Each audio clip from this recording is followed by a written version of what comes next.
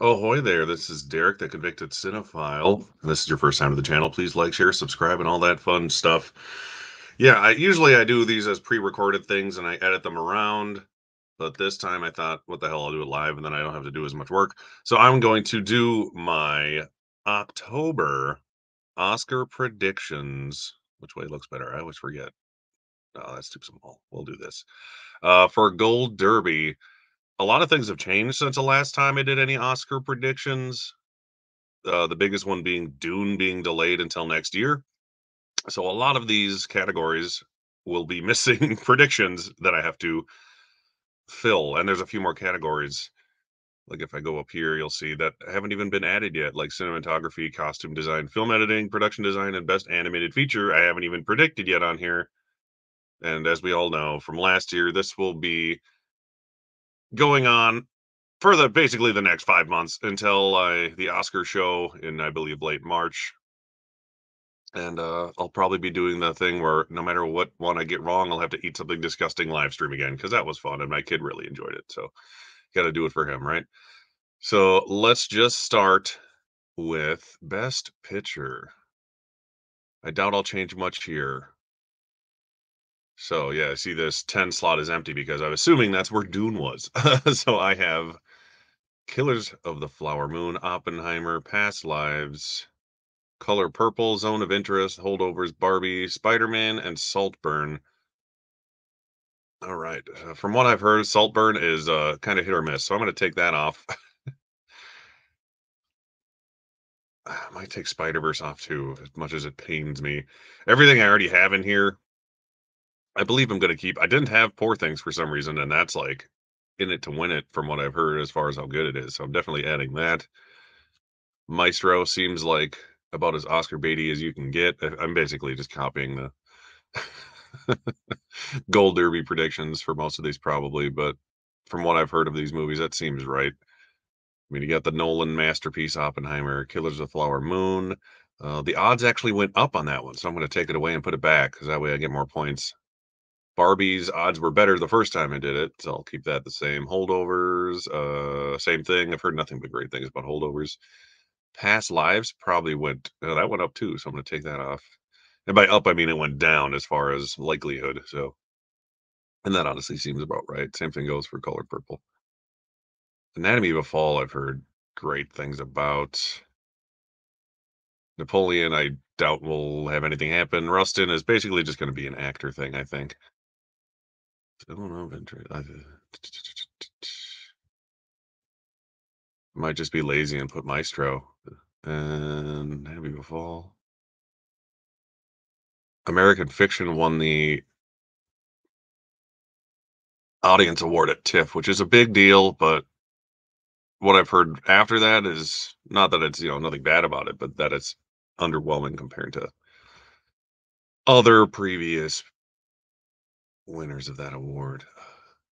Anatomy of a Fall, I've heard of nothing but amazing things, so I think I'm going to put that in there.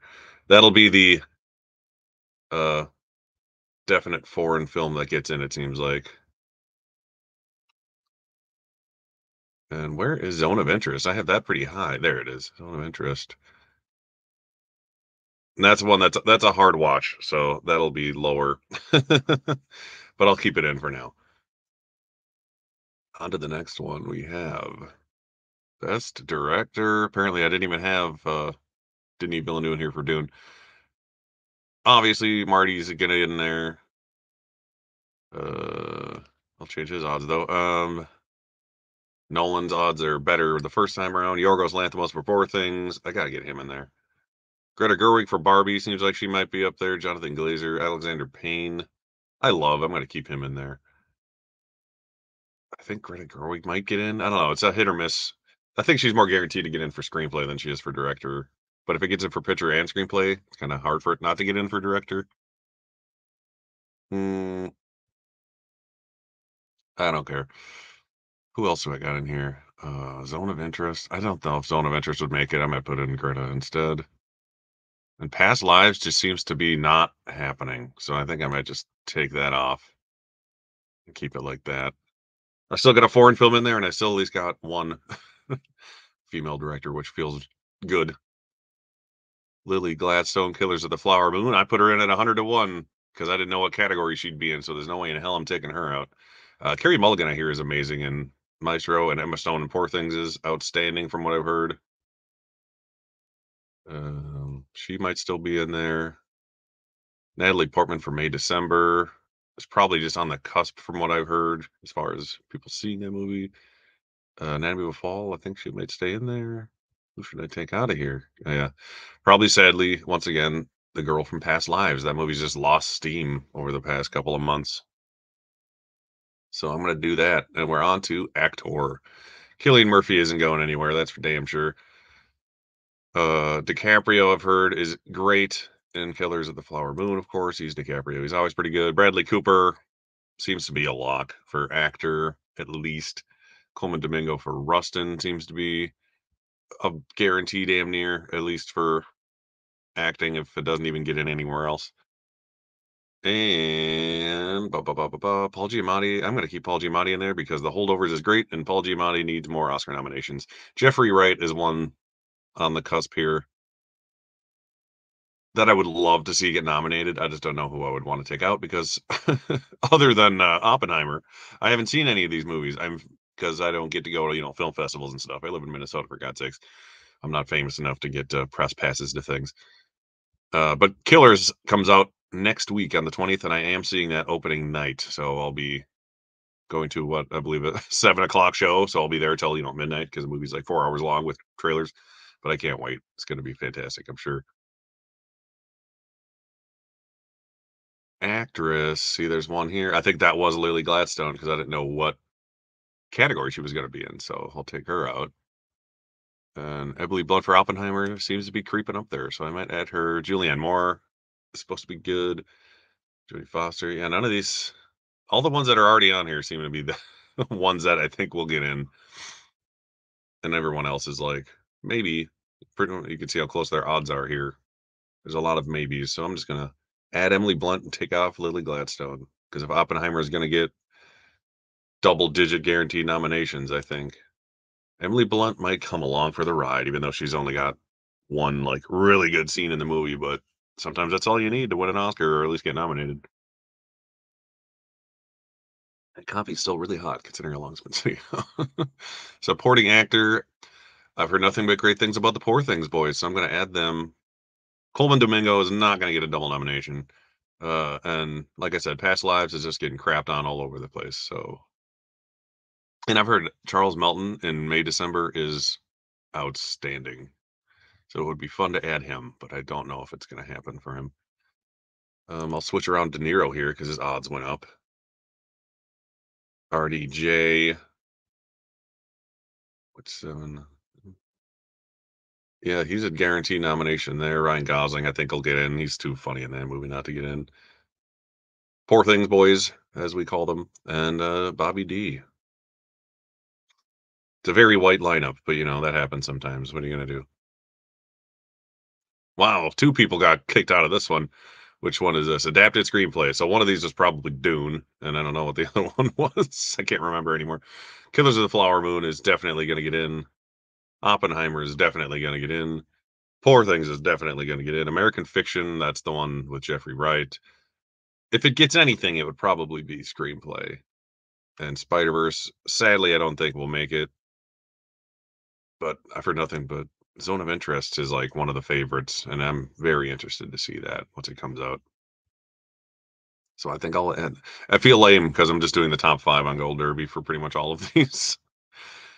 But so far, what I've heard, this seems right. There's always going to be one random thing thrown in there, but adapted screenplay is pretty strong as far as the top contenders go, and it seems like those are the correct answers.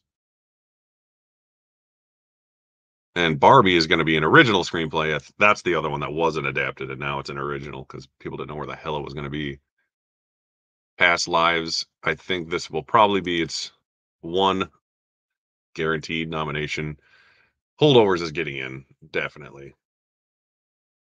Anatomy of a Fall, again. Barbie is going to get in. Maestro, I don't know. That's a hard one. Saltburn, I've heard hit or miss about. Same thing goes for May, December. That's more of like an acting showcase from what I've heard.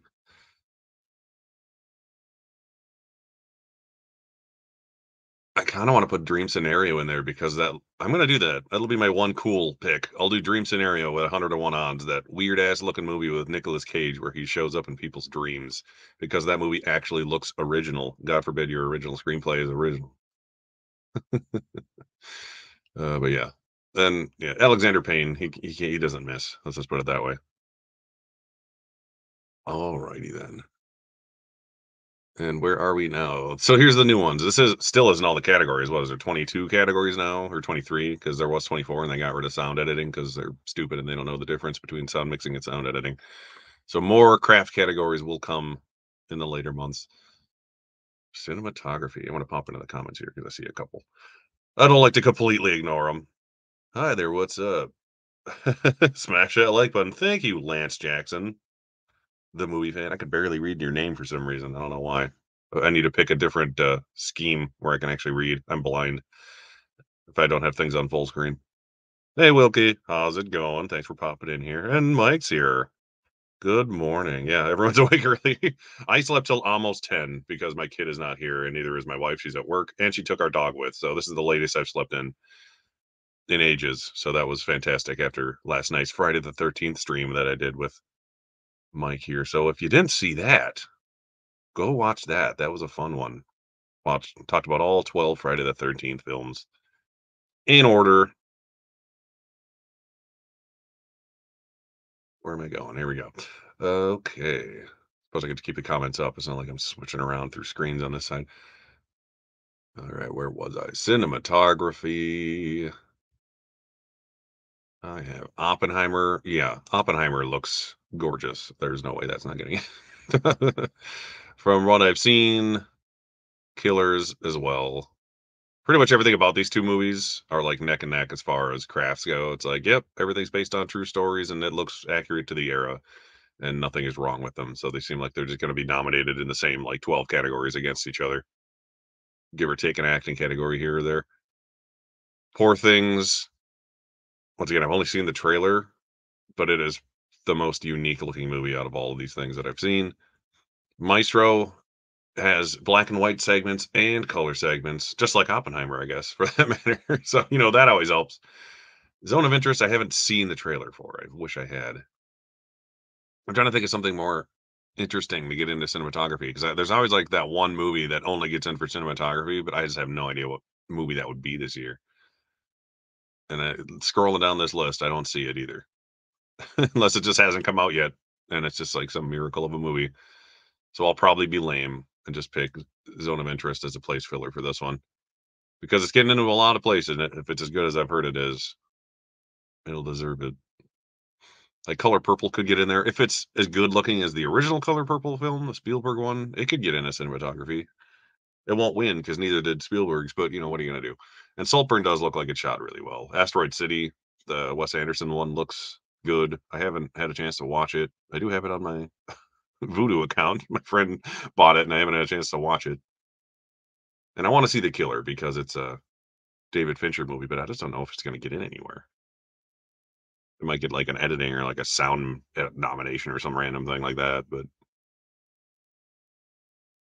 I'm still excited to see it because Fincher's one of my all-time favorite directors. So anything he makes, I'll be there.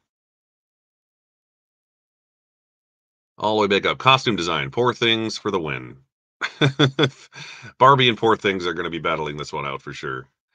Uh, the only downside to Barbie is that technically these costumes already exist in some form before the movie was made, as in toy form, and they just had to recreate them in real life. But that's still not the easiest thing to do. Poor Things is like what a costume winner looks like. I think that's what it should be, just from watching the trailer.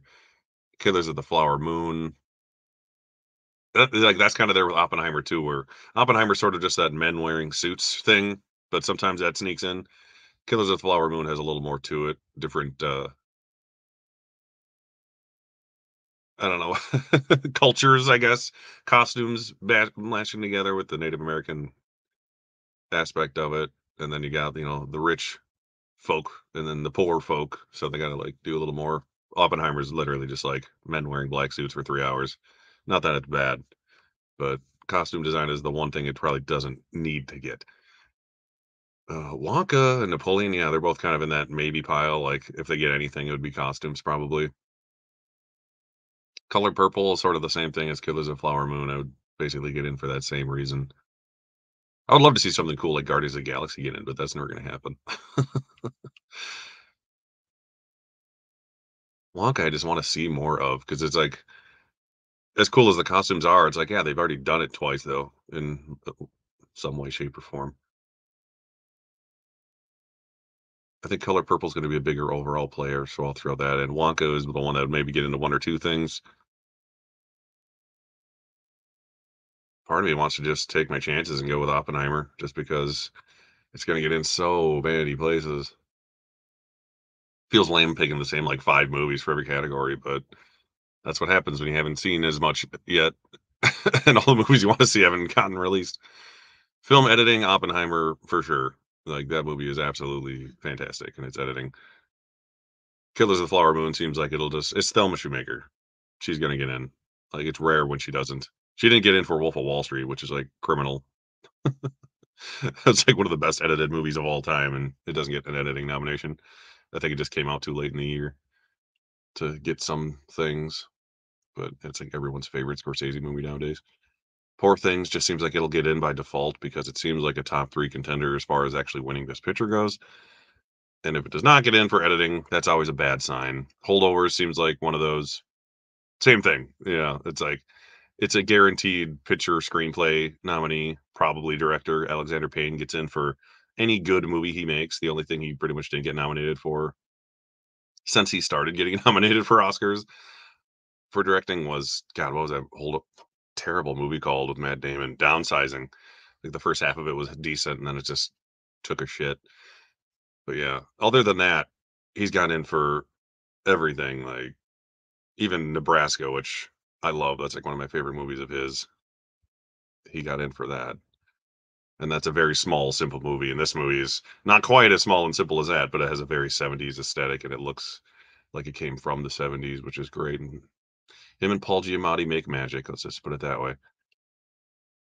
Barbie's one I don't, it's like the one movie that's definitely going to get a Best Picture nomination that I could see easily not getting a Best Editing nomination for some reason, just because there's nothing flashy or noticeably great about it, I guess.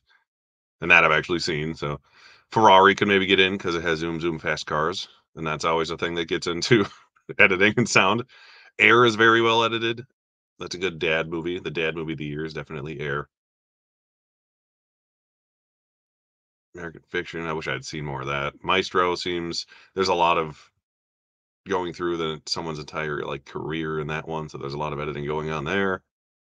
And Anatomy of a Fall. That's just popping up everywhere. I might go on a limb today and go with Ferrari until it gets released and craps the bed like I kind of expect it to. But apparently Penelope Cruz is great in it. If it gets anything I hear, it might be her. It's going faster than I expected. There's a lot of other award shows I haven't done yet, but I didn't expect this to go on forever. I figured it'd be maybe half hour, an hour at the longest. Production design, Barbie is yeah the one to beat, but Poor Things is right there as well. It's another case where I was like, Barbie, the production design kind of already exists in toy form, but that seems harder to recreate than the costumes. So I think that has an edge, but Poor Things is just so much more unique and original. Oppenheimer, they had to rebuild a town. Same thing goes for Killers of the Flower Moon, I think. So when you build a city, you should get nominated for production design. That's just the law. Color Purple looks good. Wonka looks good from what I've seen. Asteroid City has great production design just from what I've seen. So if it gets anything, it would be that. But even French Dispatch didn't get into art direction at the end of the day. And everyone thought, oh, there, Tiana. Morning or noon, I guess. I don't know, depending on where you are. It's noon for me. Like I said, I got up at like 10 o'clock today. It was great. And I was like, I should do a live stream because I'm home alone. And what does anyone else do when they're home alone? Award season live streams, obviously. Because I am a dork. Okay. Oh, that sounds hard. 'Cause Color Purple just seems like been there, done that kind of a situation. Same thing goes for Wonka, so I might just go for Asteroid City. Who cares, right? I'm gonna end up changing my mind next month or in December or whatever the next time I do this anyways, once things come out and I actually watch stuff. Animated feature, yeah, the Spider-Man's winning. I'd be surprised if it doesn't. Boy and the Heron, I believe that is the I can't think of his name, Miyazaki film? So that's probably gonna get in because it's Miyazaki, and it's his last film, even though I don't think it is already. Elemental, that was cute. That was one that kinda bombed on its way into the theater and then stuck around long enough to be not a huge embarrassing failure, and I watched it, and it looked kinda cute. Wish, I've seen nothing of Wish yet, so I'm just gonna assume that's not gonna get in for now until I at least watch it. Ninja Turtles I need to watch, but that has cool looking animation. Mario Brothers almost seems like it should get in just because it was such a massive success, but most of the highest grossing animated features are just like kid-friendly fluff, which just kind of falls into like, Minions and garbage like that. So because of that, I doubt it would really get in. If the Lego Movie can't get in, which it should have won this category, then Mario Brothers probably shouldn't get in. Uh, I might just for odd's sake, I might throw in Turtles because it's slightly higher than this, and if it ends up getting nominated for stuff at other award shows, I'll keep it in. And then I'm gonna go Chicken Run, Dawn of the Nugget, because every time there is a Wallace and Gromit, Shaun the Sheep, Chicken Run movie, I can't think of the name of the production company that makes all those claymation movies. It gets in no matter what. Like it doesn't matter what the movie is, it gets in. And Chicken Run would be no different. I'm sure if Chicken Run the original, which was like, God, 1999 or something like that. Such a lot, over 20 years ago now. If they would have had this category then, I guarantee it would have gotten in and possibly won, unless it came out at the same year as Toy Story 2. Then it probably would have lost to Toy Story 2, but I can't remember if it came out in 98 or 99 or what. I need to watch Chicken Run again. I haven't seen it since it came out, but it's funny. Yeah, right. It came out of nowhere. Like I heard about it months ago. Then Chicken Run, I was like, what? Like, who? Why? Sounds good though. I'll take Chicken Run. Yeah, that's all these categories. Burn through those. I'm gonna go back to lobby here because there's so many. Yeah, I hate, don't pop that up. I hate you. Okay. So yeah, here's all the other awards you can predict. I don't do the music ones or anything or the daytime Emmys or predict reality shows because that's stupid. But the SAG Award nominations and Golden Globe nominations are on here too. Maybe I might make another show separately for the Golden Globes because there's a lot of categories, but maybe I'll quick do the SAG Award nominations. And let's say hopefully they stop the strike in time to actually have it matter. They already delayed the Emmys from September. The Emmys would have happened already, like a couple weeks ago, if it weren't for all the strikes going on. And they delayed it till January, so that'll be weird. And this says all, I mean, that's all the categories there are for the SAG. So this will be an easy one. Film ensemble. Easy as far as like how long it'll take. And then we'll call it a day. And then I'll record other videos. I just figured this is faster to do it as a live stream than I don't have to edit for 2 hours. Alrighty then. Oppenheimer. Yeah. Ensemble. Oppenheimer has one hell of an ensemble.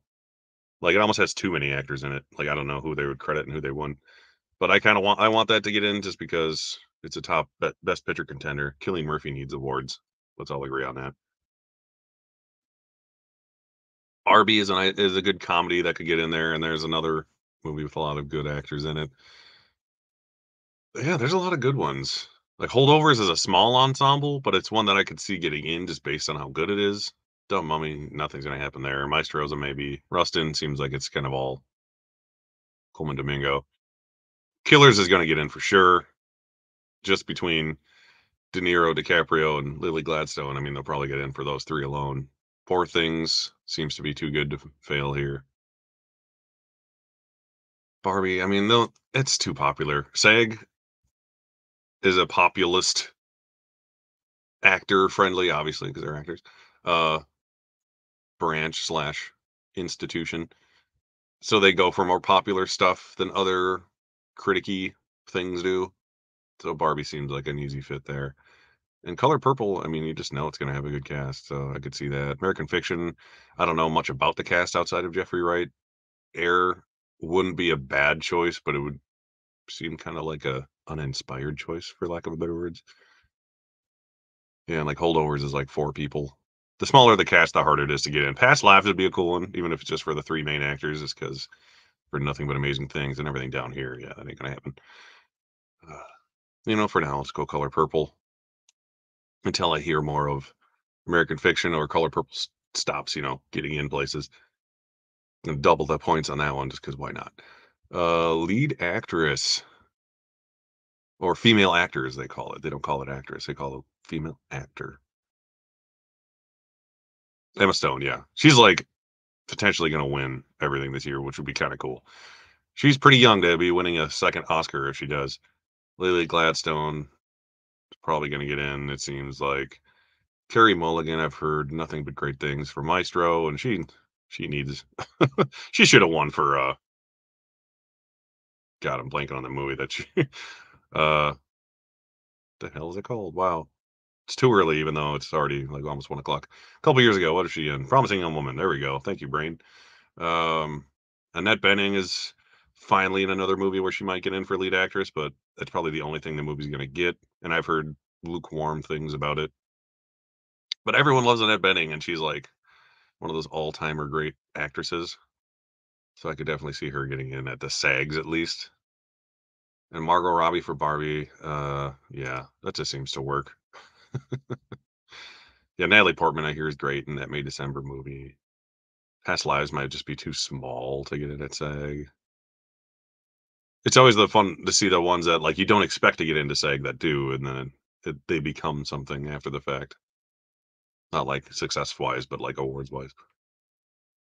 Once again, I'm just being lazy and picking the, top 5, it seems like, but from what I've heard, it just seems like the likely choices. Yeah, Cillian Murphy, I would love if he won Best Actor at the Oscars this year. He's a very overdue actor for getting nominated and winning anything. DiCaprio, every movie DiCaprio's in, you hear it's his best performance ever, regardless of what movie it is, and same thing goes for this one. I highly doubt it's his best performance ever, but he's never bad, so Cooper, I think, is in here. I don't think he's gonna get in for Best Director, just like he did for, Star Is Born, but he should have won Best Actor for A Star Is Born, for sure, so I kinda feel bad for him now.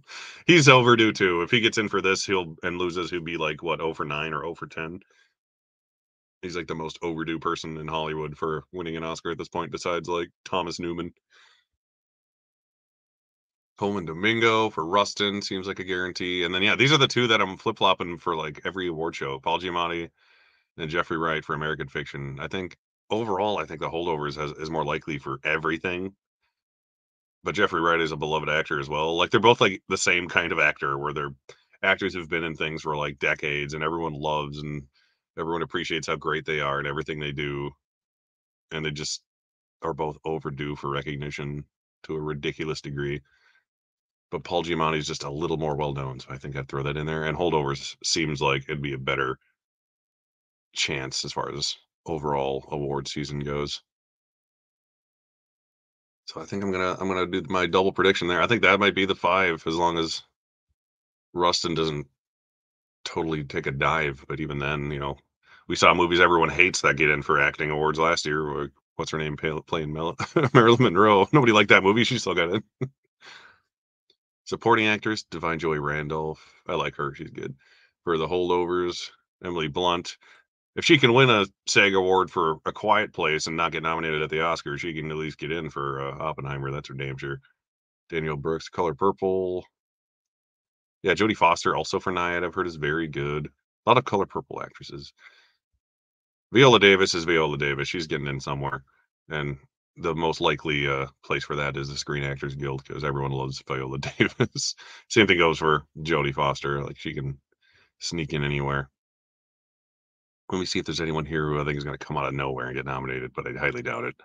Florence Pugh for Oppenheimer? No, that ain't gonna happen. Yeah, these don't seem right. I didn't even know Kathy Bates was in Are You There, God? It's Me, Margaret. I need to see that, I've heard good things. Better Than I Expected Things. I liked America Ferrera in Barbie, I thought she was good in that. Be kind of cool if she got in. Oh, Julianne Moore is so good though, and everything. Are they going to double nominate Color Purple? It's possible.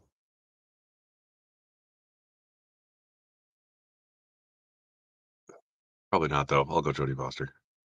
Who doesn't like Jodie Foster? All right, supporting actor, yeah, De Niro for sure is getting in. I don't know if he'd win, but I hear he's win competitive as far as how good he is. Yes, I'm seeing Killers of the Flower Moon this Friday at 7:20 p.m. So my kid's gonna be sleeping over at my mom's house because the movie's so damn long. So movie starts at 7:20, and I think with trailers, it was like, oh god, how long is it? Like 3 hours and like 49 minutes or something like that with trailers. Because the movie I think is 3.5 hours, give or take a minute or two. So every Martin Scorsese movie that comes out just keeps getting longer and longer. Wolf of Wall Street's 3 hours. Irishman's like 3 hours and 20 minutes, and this one's like 3 hours and 26 minutes.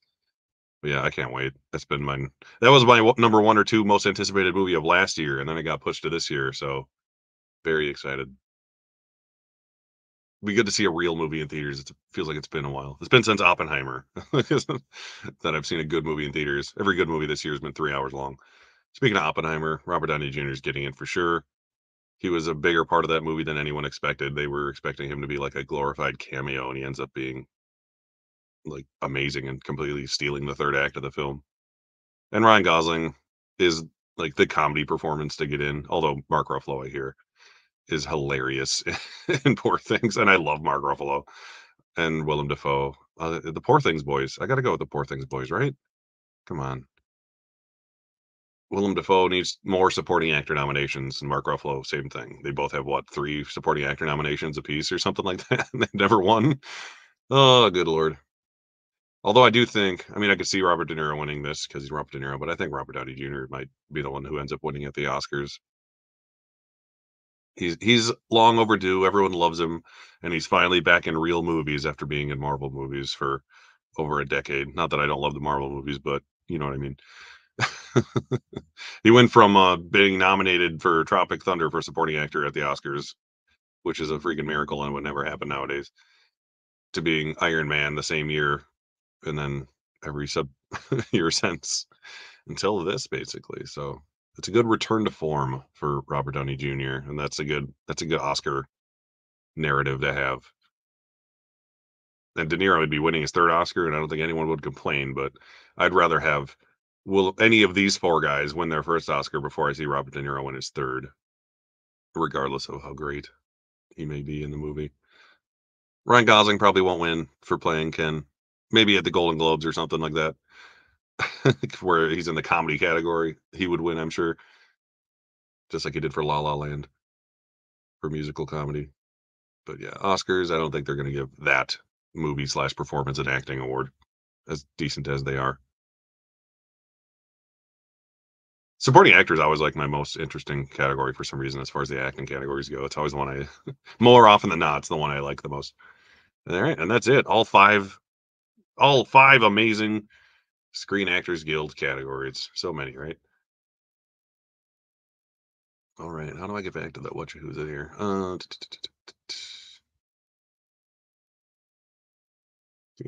want to click on the thing that's behind here. There we go. Back to my predictions. There they are. Okay. So yeah, for SAG, I've got Best Ensemble, Oppenheimer Killers, Poor Things, Barbie Color Purple, Film Actress, Emma Stone, Lily Gladstone, Carey Mulligan, Annette Bening, Margot Robbie. Actor, I have Killian Murphy, who's been the front runner since Oppenheimer came out for obvious reasons. Leo DiCaprio, Bradley Cooper, who needs more nominations. Not really, but he needs a win. That's what he needs. Coleman Domingo would be an awesome first time nomination because he's a great actor and everyone seems to like him too. Paul Giamatti, same goes for him. He needs to win. He should have been in. He didn't get nominated for Sideways, which is like one of the biggest snubs of all time. Supporting actress Divine Joy Randolph for Holdovers. Emily Blunt.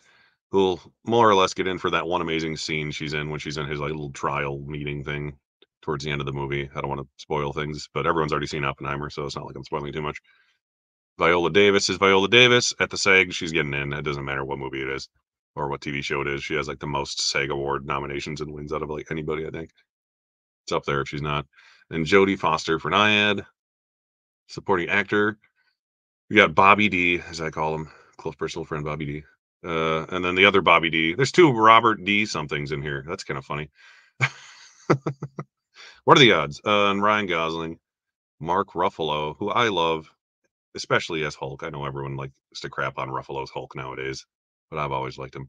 And Willem Dafoe, who is also painfully overdue for an Oscar win at this point, playing the sort of Dr. Frankenstein character of Poor Things. Yeah, that's in it to win it. The three movies that seem to be there to win so far are Killers of the Flower Moon, Oppenheimer, and Poor Things for Best Picture. And Holdovers is like the dark horse, like nice, feel goody, well made dramatic comedy movie that'll probably get in everywhere, but who knows if it's going to actually win anything. And let's pop that off. All right, yeah. Thanks for everyone who showed up here. I just figured I'd do this at the spur of the moment. I got nothing to do this morning, like I said.